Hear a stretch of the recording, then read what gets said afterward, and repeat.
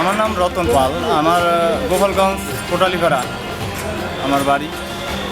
আমি ছোটোবেলা থেকেই এই কাজ মানে খুব পছন্দ করতাম। তা আমি এসএসসি পাস করার পরে আমি এই কাজ বেছে নিয়েছি।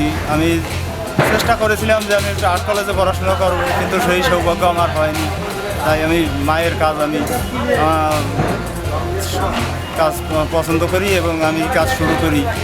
আমি প্রায় 22 বছর ধরে আমি এই কাজগুলো আমি করতেছি।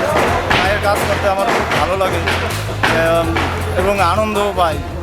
মাকে বিসর্জন দেওয়া তো খুব কষ্টের, তার চাইতে বেশি কষ্টের হলো মাকে বিসর্জন দেওয়া। আর আমরা এই শিল্পগোষ্ঠী খুবই অবহেলিত, বঞ্চিত। যদি আপনারা এবং সরকার যদি একটু আমাদের প্রতি একটু নজর না দেন, তাহলে এই মৃত শিল্প আস্তে আস্তে বিলুপ্ত হয়ে যাবে।